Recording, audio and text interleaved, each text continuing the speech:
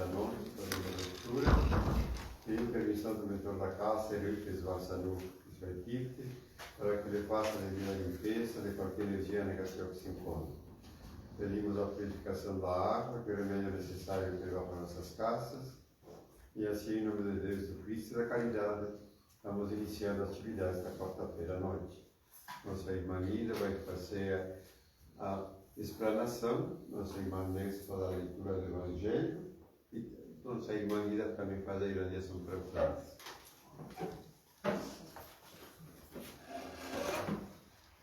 Limites da encarnação. Quais são os limites da encarnação? A encarnação não tem, a bem dizer, limites nitidamente traçados, tratando-se do envoltório que constitui o corpo do espírito, seja materialidade diminui à medida que o espírito se purifica. Em alguns mundos mais avançados que a Terra, ele é menos compacto, menos pesado e menos grosseiro, e por consequência sujeito a menos vicissitudes. Em um grau mais elevado, é diáfano e quase fluídico. De grau em grau, desmaterializa-se e acaba por confundir-se com o perispírito. Conforme o mundo sobre o qual o espírito é chamado a viver, toma um envoltório apropriado à natureza desse mundo. O próprio perispírito sofre transformações sucessivas e eteriza-se mais e mais até a depuração completa, que constitui os espíritos puros. Se mundos especiais são destinados, como estações, aos espíritos mais avançados, estes não são ligados a eles como nos mundos inferiores. O estado de desprendimento que os espíritos se encontram permite-lhes transportar-se a todo lugar onde os chamem as missões que lhes são confiadas. Considera-se a encarnação do ponto de vista material, tal como acontece na Terra. Pode-se dizer que é limitada aos mundos inferiores. Assim, depende do espírito libertar-se dela com maior ou menor rapidez, trabalhando para sua depuração. É de se considerar também que, no estado errante, isto é, no intervalo das existências corporais, a situação do espírito tem relação com a natureza do mundo, e aqui está ligada a seu grau de evolução. Assim, na erraticidade, ele é mais ou menos feliz, livre e esclarecido, conforme seja mais ou menos desmaterializado. São Luís, Paris, 1859. Que assim seja.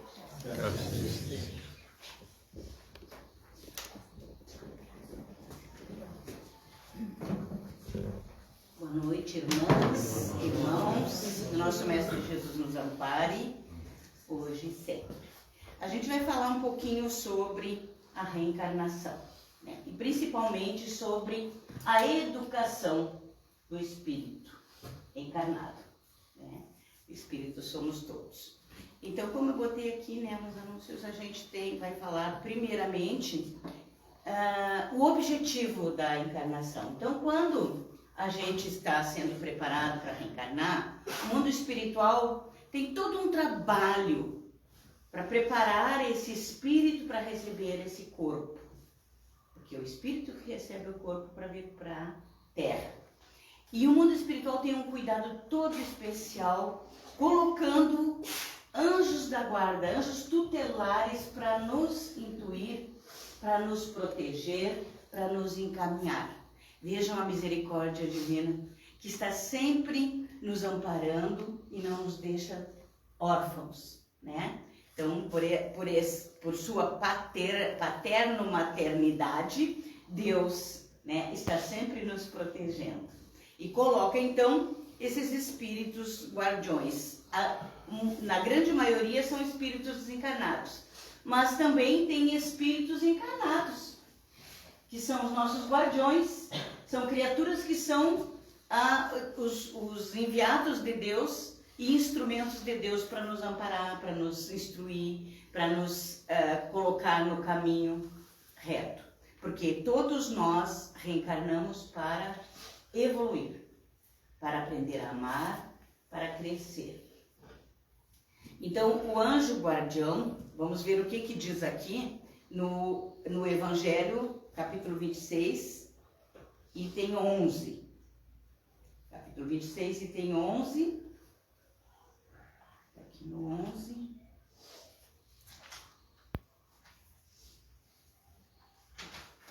Que ele fala sobre os anjos da guarda. Capítulo 26, item 11. Eu marquei no meu, mas aqui eu não estou achando.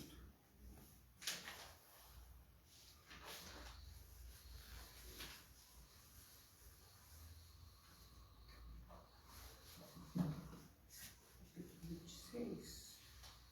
Não, capítulo 28. Estou me perdendo aqui. Então, no capítulo 28 é a parte que são das preces, tá? Tem 11.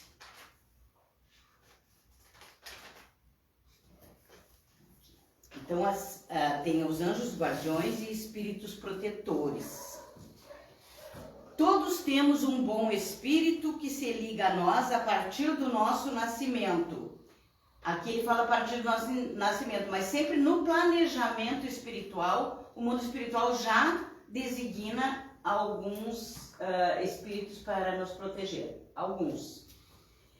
E nos toma sob sua proteção.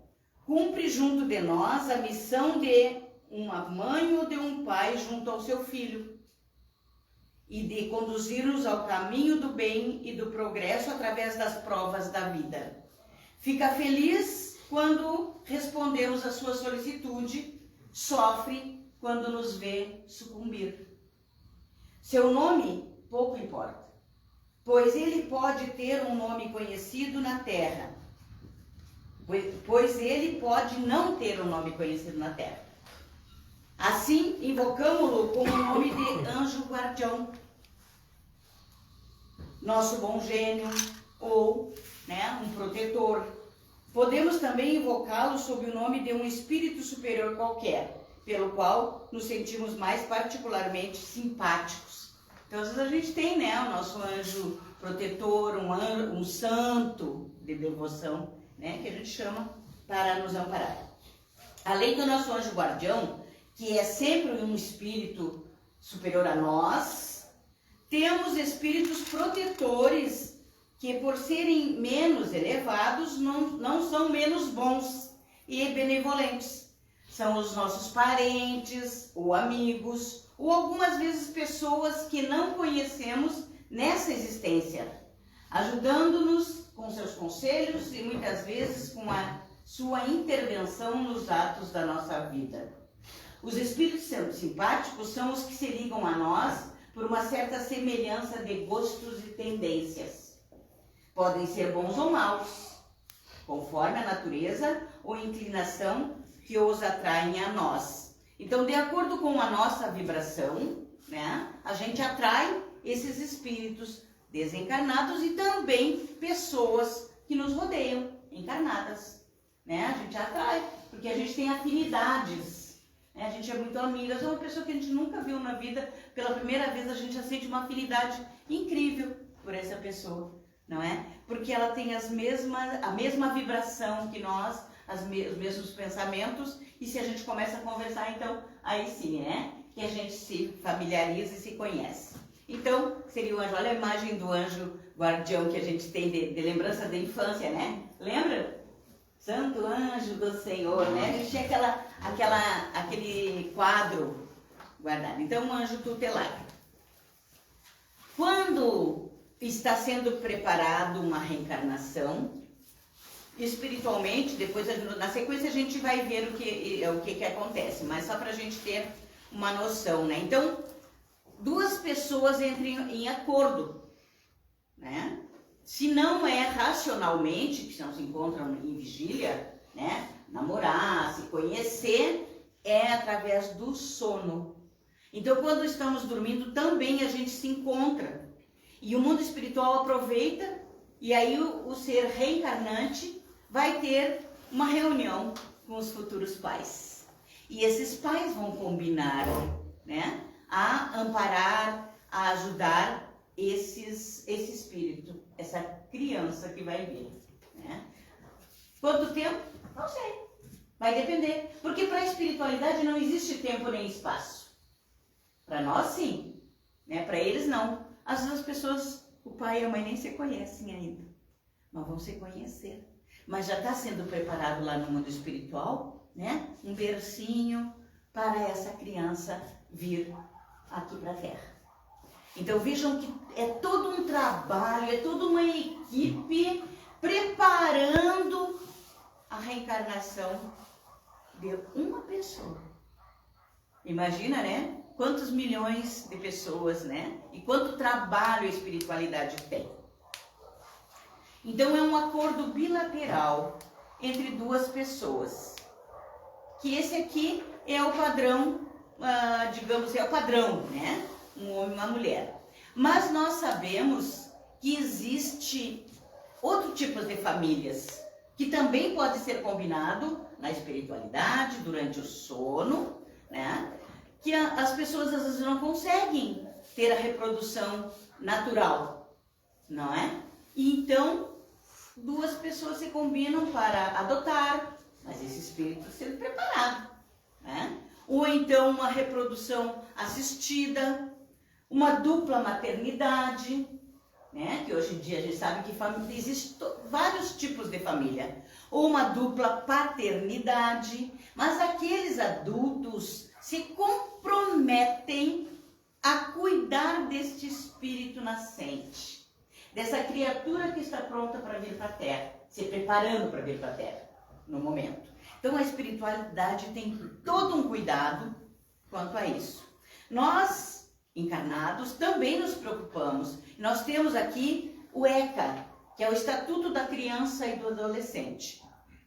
Sou suspeita porque eu sou conselheira tutelar, né? Mas a gente tem que falar de saber que existe uma lei que protege as crianças e também existe uma lei sobre essa questão de quando os encarnados não conseguem ter a reprodução natural.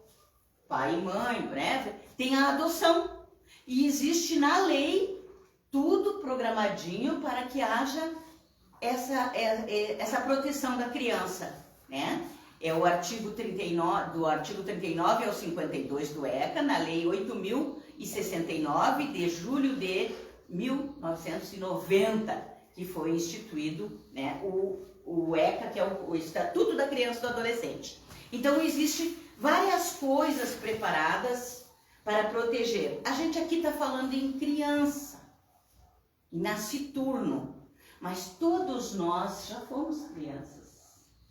E precisamos e precisaremos futuramente, com certeza, de uma proteção também, né? Então a gente conhecer que existe todo um trabalho, existe toda uma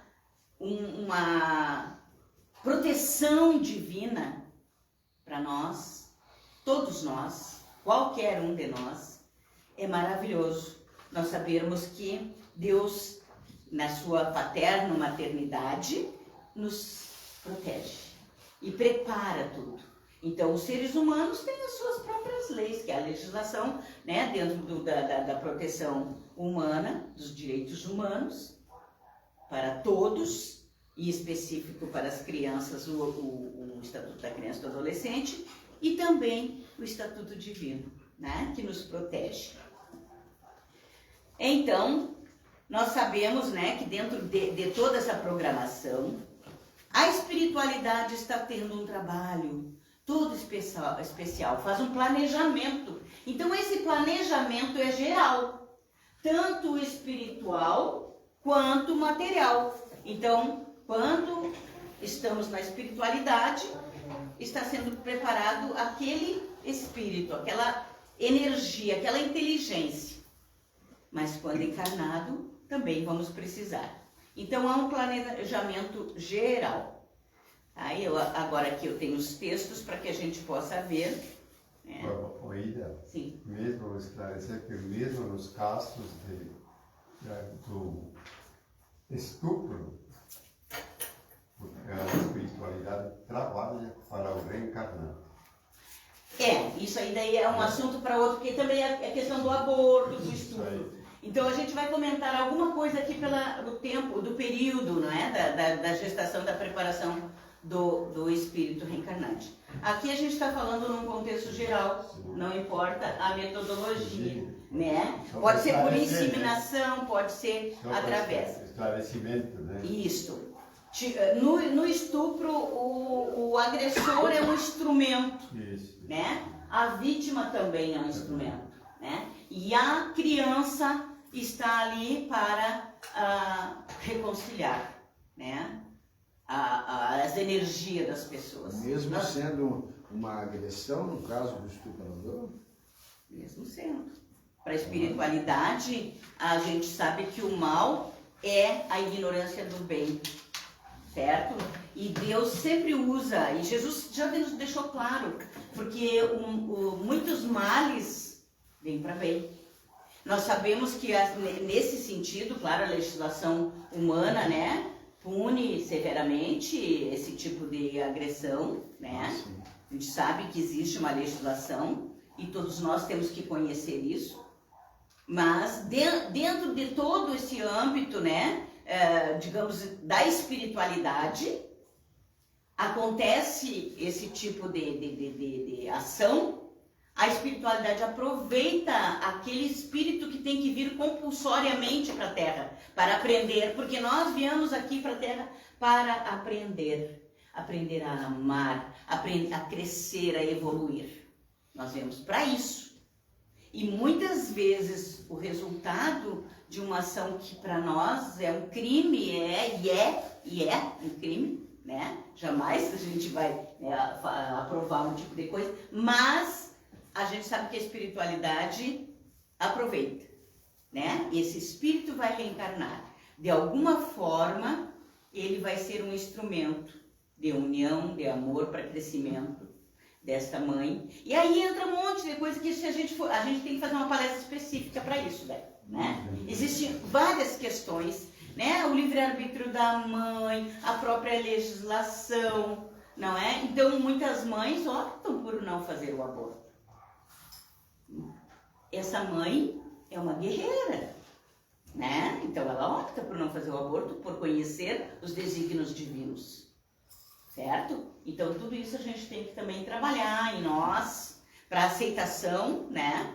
Desse fruto, digamos. Porque aqui o que a gente está falando? A gente está falando no espírito reencarnante, naquele que está vindo para ser recebido. De que forma foi concebido, infelizmente a gente não pode, né? Nem julgar, né? Mas aquele fruto, ele precisa de toda a proteção. E aí é que começa, que a espiritualidade prepara tudo. Às vezes os consanguíneos, né? Os pais não dão a proteção, a atenção adequada, mas a família extensiva dá. Até na legislação é assim, né? Falhou os pais, aí a família extensiva assume uma avó caridosa, né? Uma avó amorosa, consegue amparar a filha e o neto, ou só o neto. Então tudo isso é um trabalho muito grande de amor, de doação, certo? Mas voltando aqui, tá? Da dupla maternidade, já falei. Aí, na espiritualidade, esse trabalho todo que eles têm, houve a concepção, não importa que forma, né? Não importa que forma, houve a concepção, esse espírito foi preparado, e então tem um esquecimento temporário. Porque quando a gente vai para a espiritualidade, quem viu o filme Nosso Lar e leu o livro e já conhece, né, as obras, a gente sabe que a gente lembra das coisas quando chega na espiritualidade, sejam boas ou ruins, né? A nossa própria consciência nos leva, né, para os lugares que a gente tem que ir. Então existe um esquecimento temporário para que esse espírito seja preparado para voltar. Há um encontro noturno, né, através do sonho com os pais. Esse aí se combina. Muitas vezes são criaturas que também não são os pais que são os contraventores, o próprio espírito está reencarnando, né? Mas qual é o objetivo da reencarnação? O amor, o perdão, né? As pessoas se unirem para se perdoarem. Então há uma adaptação do espírito ao corpo.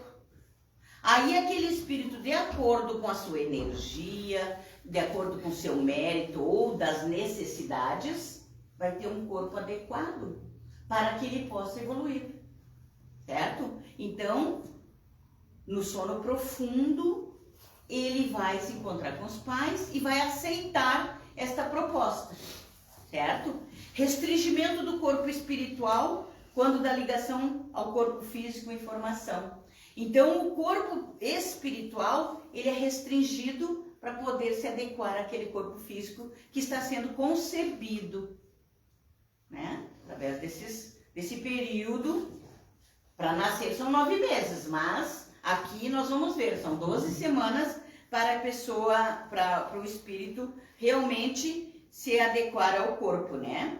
Então, ele tem um efeito moral do esquecimento temporário, para que tenha mérito. Então, nós, quando estamos aqui na Terra, a gente também esquece o nosso passado, né? Para quê? Para que tenhamos mérito de todas as nossas atitudes. Que bom quando a gente faz o bem pelo bem, a gente faz as escolhas adequadas, sem a gente saber, né? E esse é o ideal. Por isso que a gente esquece. Então, é uma redução das vibrações fluídicas do perispírito, como nós vimos aqui no Evangelho, que falou, né, do perispírito. A sua oclusão da carne, que se deve atribuir à perda da memória das vidas passadas. Então, quando a gente está na espiritualidade, em geral, de acordo com o mérito e da evolução da criatura, ela lembra de outras vidas, né? E aqui, quando a gente já está voltando para reencarnar, a gente esquece as vidas passadas, né? Raramente lembra, às vezes através do sono, através de uma, como é que chamam hoje em dia? Déjà vu, um déjà vu, né? A pessoa tem uma lembrança vaga, ou então através da medicina, da ciência, né? A regressão de memória, que a doutrina espírita não aconselha, né? Como nós não proibimos nada, a gente não aconselha, só em extrema necessidade para fazer regressão. Um véu cada vez mais espesso envolve a alma e apaga-lhe as radiações interiores, todas as impressões da vida celeste do seu longo passado, volvem às profundezas do inconsciente e a imersão se realiza nas horas de exteriorização ou por ocasião da morte. Então, só vamos nos lembrar através disso que a gente falou, que é a regressão da memória, algum déjà vu, do sonho. Tem pessoas que dizem, mas eu me lembrei de eu tive um sonho, ou passou um filme, né? Aqueles filmes do passado, muitas vezes a gente pensa que é um filme, mas é para a nossa própria vida que a gente está lembrando.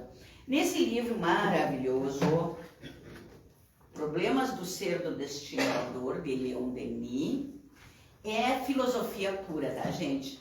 Ele fala sobre isso, as vidas sucessivas, certo? Eu vou ler só um pedacinho, nós estamos sem o relógio, vou ler um pedacinho para não ficar muito cansativo nem longo para vocês, tá bom? Cada um leva para outra vida e traz ao nascer a semente do passado.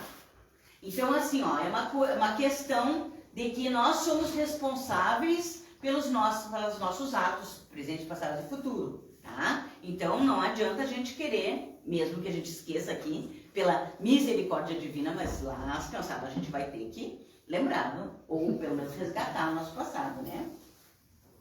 Essa semente há de espalhar seus frutos conforme a sua natureza, ou para a nossa felicidade, ou para a nossa desgraça. Na nova vida que começa, e até para as seguintes. Se uma só existência não bastar para desfazer as consequências más das nossas vidas passadas, se não conseguir, né, resgatar numa só existência, Ao mesmo tempo, os nossos atos cotidianos, fonte de novos efeitos, vêm juntar-se às causas antigas, atenuando-as ou agravando-as, e formam com ela um desencadeamento de bens ou de males, que ao seu conjunto urdirão uma teia do nosso destino. Então eu já ouvi falar uma vez, não existe destino. Sim, existe. Claro que não existe uma coisa predestinada, porque o nosso livre-arbítrio nos dirige, né? E mais a espiritualidade também. Mas nós sabemos que existe sim, uma preparação pelo menos, né? A gente poderia, dentro da nossa, do nosso pouco conteúdo da gente poder expressar, a gente pode dizer que seja destino.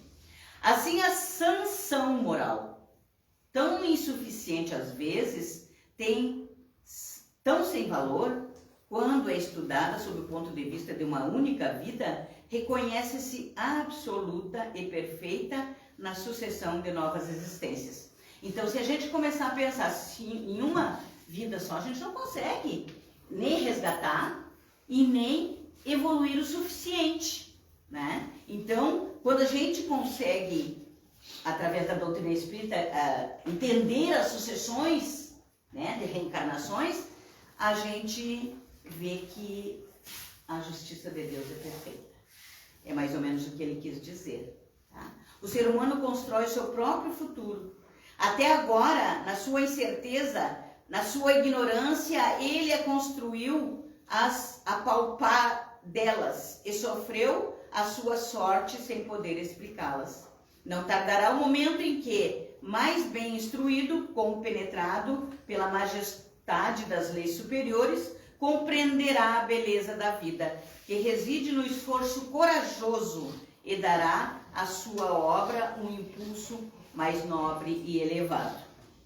Então, todos nós temos um objetivo de estarmos aqui na Terra, né? Que é nos tornarmos melhores do que éramos, de amar, de evoluir, de ajudar o progresso, tanto nosso quanto dos que nos rodeiam, né? Então esse é o objetivo maior da reencarnação. E a gente está falando ainda na espiritualidade, né? A formação do feto. Inicia-se com a fecundação. Aí aquele parêntese, não importa a metodologia da fecundação. Se foi in vitro, se foi por estupro, se foi consensual, se foi... Não importa. Para a espiritualidade é um espírito reencarnante. É um indivíduo que precisa de toda assistência e de toda a preparação. Vejam que é o trabalho, porque que quando a gente tem o conhecimento, nem é porque a gente é contra ou a favor. Nós estamos, digamos assim, posicionados, né, contra o aborto. Justamente por isso, porque é todo um trabalho da espiritualidade também, né? E esse espírito está contando em voltar para resgate, ou para complementar, ou para missão, seja o que for. E nós vamos lá e cortamos a flor. O reencarnante nesta fase está criando, através do seu perispírito, um campo magnético que vai atuar como um molde onde as células físicas irão se ajustando. Nos primeiros 21 dias, olha aqui, eu falei 12 semanas, né? Inverti, né? Nos primeiros 21 dias, menos de um mês, após a fecundação, são de extrema importância para a formação do futuro corpo. Um parênteses aqui também, a questão de as nossas células se reproduzem a cada segundo, né? Então é isso que acontece, a junção das células, né? Aquele corpo físico está se reproduzindo, está se criando, se formando. Época em que estão se reformando os órgãos e sistemas. E por esse motivo, a assistência espiritual nesta fase é muito intensa. Então, aí vem aquela questão, né? Por que é considerado, tanto aqui na Terra quanto na espiritualidade, um crime do aborto. Tá? Quando estamos no ventre da nossa mãe, é o primeiro abrigo que a gente tem, né? O primeiro abraço que temos é o útero da nossa mãe, que nos acolhe. E a voz humana, a música, todos os sons que cercam profundamente a nossa vida, começa dentro do ventre materno. Porque ali a gente vai se adequando, se adaptando, vai ouvindo, né, as palavras, vai entendendo as vibrações do afeto materno-paterno, né, dos que rodeiam aquele ser que está sendo preparado e gestado. Porque a mãe carrega, mas os que estão ao redor, o pai, a família, também, e a criatura ouve e entende e sente as vibrações. Então nós temos esse livro aqui da nossa irmã Gladys Pedersen, né? É a Educação, a Arte de Manejar Caracteres, caráter. Manejar o caráter, tá? Então ela fala aqui, irmão X esclarece na obra Lázaro Redivivo, né, de psicografia de Chico Xavier, que a providência divina é entregue aos pais biológicos ou não, ali aquela questão, né, são os adotantes, ou não, espíritos reencarnados por algum tempo para receberem carinho e cuidado, para serem orientadores positivos e não se tornarem servidores menos dignos dos filhos. Aí agora que a gente vai falar sobre a educação, né? O amor para educar não prescinde, quer dizer, não dispensa da energia, e que a ternura, por mais valiosa, não pode dispensar o esclarecimento.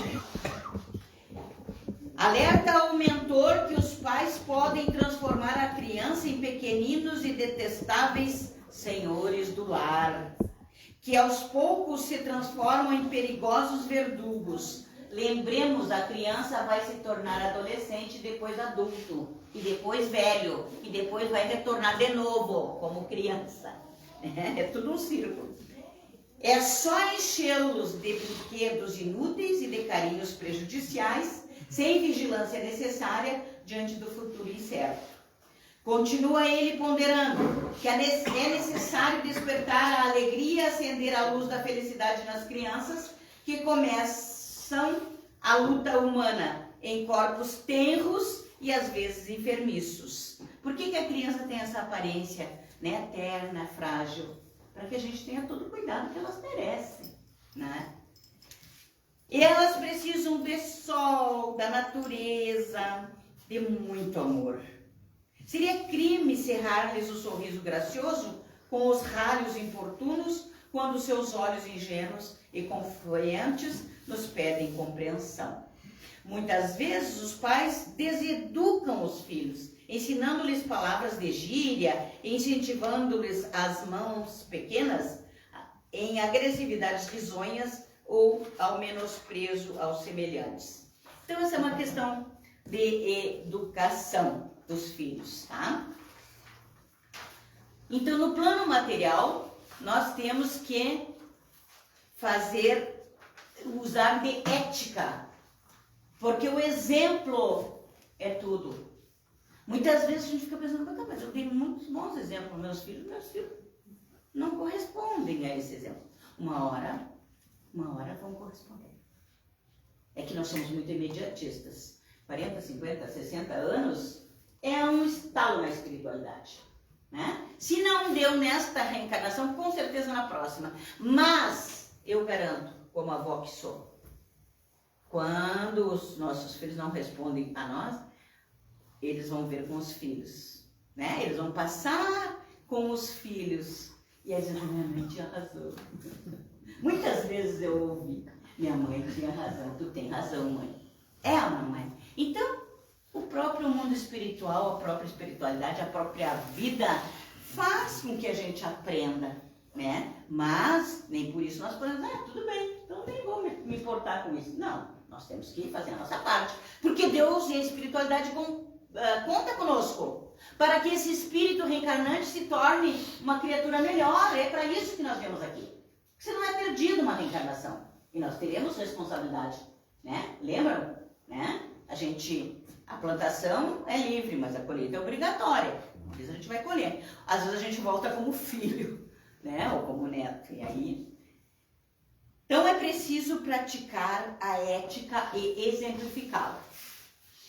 Que o nosso dizer seja sim, sim, não, não. E dizer a razão. Porque uma criança pequena entende muito mais do que pensamos. Eles entendem tudo. E se habituam também a ouvir, a entender. Não precisa violência. Sempre com amor. Então, o amor à autoridade é um investimento que vale muito a pena. É um recurso e um apoio na educação. Amor à autoridade. A gente saber, né, que nós temos disciplinas, né, e habituar a criança a ser disciplinado, através do nosso próprio exemplo. No Evangelho capítulo 8, item 4, vamos ver o que eles nos dizem aqui. Capítulo 8, item 4. Porque Deus conta conosco. Não é em vão que a gente veio aqui para a Terra, né? E se tornou responsável, mãe, o pai, o avô, alguém responsável por um ser que está em formação, né? Então essa responsabilidade é toda nossa. É do capítulo bem-aventurados que têm o coração puro, deixai vir as minhas criancinhas. Item 4. Aqui. Uma vez que o espírito da criança já viveu, por que não se mostra desde o nascimento tal como é? É a pergunta que Kardec fez, e os espíritos não responderam. Tudo é sábio na obra de Deus. A criança tem necessidade de delicados cuidados que só a ternura materna pode dar. E essa ternura aumenta diante da fragilidade e ingenuidade da criança. Para uma mãe, seu filho é sempre um anjo. E era preciso que assim fosse para cativar a sua solicitude. Não poderia ter a mesma solicitude com ele se em lugar da graça inocente nele encontrasse sob os traços infantis um caráter viril e as ideias de um adulto. E menos ainda se ela tivesse conhecido o seu passado. Que em geral vem no nosso berço, né, as criaturas que nós ou devemos ou que devem para nós, né, para que a gente resgate. Seria preciso, por outro lado, que a atividade do princípio inteligente fosse proporcional à fragilidade do corpo, que não poderia resistir a uma grande atividade do espírito. Então, veja como a espiritualidade é sábia, né? É tudo preparado. Esse corpo é frágil, o espírito está, né, ainda no esquecimento, adormecido. Diz Emmanuel que, né, os 1.300, 1.400 dias, que são 7 anos, até que a criança realmente, que o espírito realmente assuma o corpo, né? Até os 7 anos, então a criança sempre está com um pé na espiritualidade e outro aqui, certo? Assim como se vê em indivíduos muito precoces. Por isso, com a proximidade da encarnação, o espírito entra em estado de perturbação e aos poucos perde a consciência de si mesmo. Durante um certo período, ele fica numa espécie de sono, durante o qual todas as suas faculdades permanecem em estado latente. Não lembra, mas fica sempre, né, alguma pequena lembrança. Esse estado transitório é necessário para dar ao espírito um novo ponto de partida e fazê-lo esquecer, em sua nova existência terrestre, as coisas que poderiam atrapalhá-lo. No entanto, seu passado reage sobre ele. Reage sobre ele. Renasce para a vida maior, mais forte moral e intelectualmente, sustentado e secundado pela intuição que conserva da experiência adquirida. A partir do nascimento, suas ideias retomam gradualmente seu impulso, na mesma medida em que do desenvolvimento dos órgãos.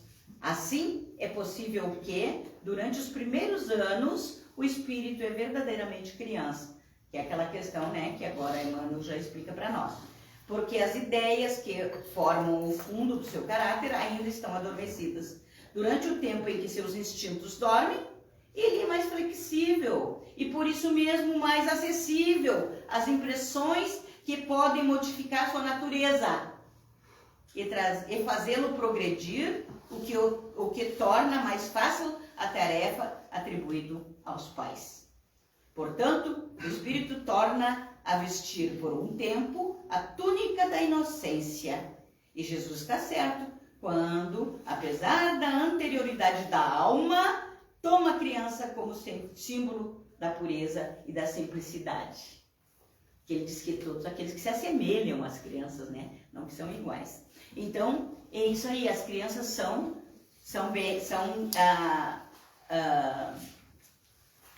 simples, porque todos nascemos simples e ignorantes para evoluirmos, né? E a criança é simples e suscetível de todo o ensinamento. Por isso que nesse período os pais têm que tomar todo cuidado para passarem coisas boas para as crianças, né? E ter esse amor à autoridade.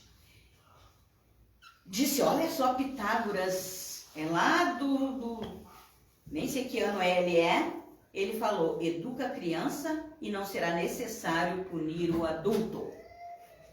Então, quando a gente vê um adolescente, um adulto cometendo crimes, alguém falhou lá no princípio, enquanto ele era criança, que era maleável, que podia ser, né, educado para as coisas boas, esclarecido.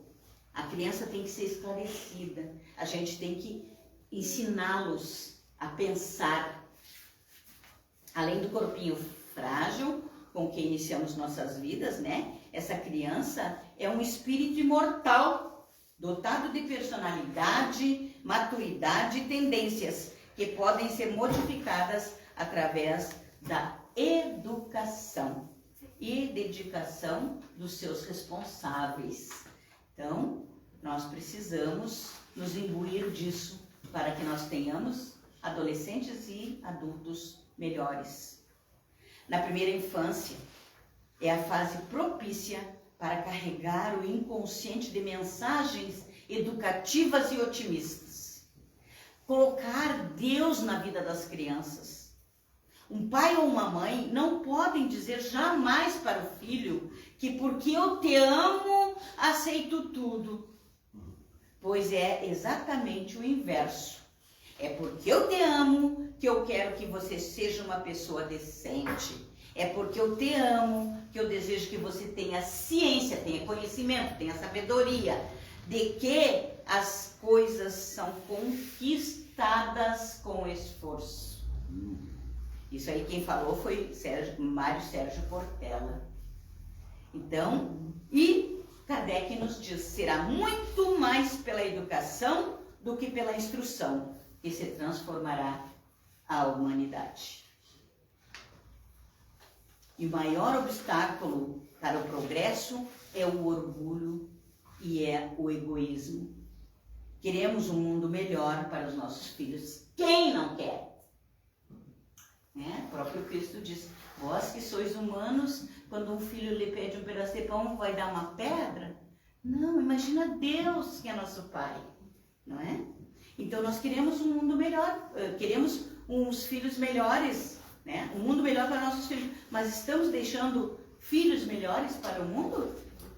Isso é um questionamento que temos que fazer diariamente.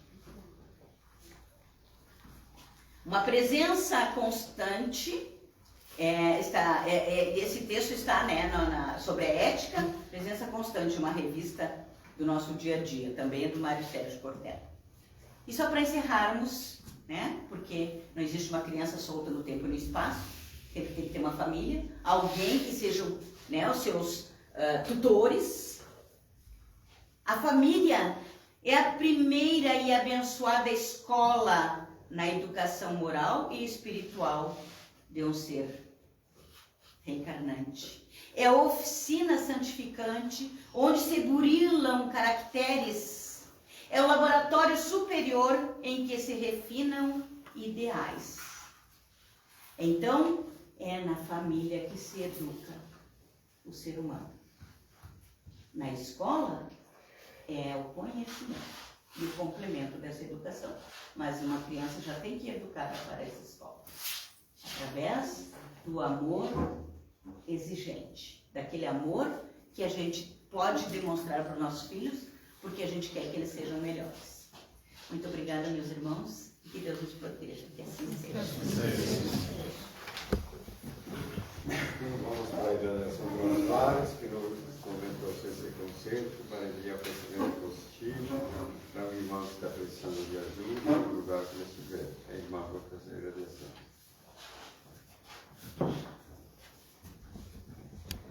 Neste momento, queremos agradecer à espiritualidade, a essa equipe amorável de Eurípides Barçanufo, que está nos amparando sempre, aqui na casa ou aonde estivermos, porque estamos energeticamente ligados. Obrigada, Senhor.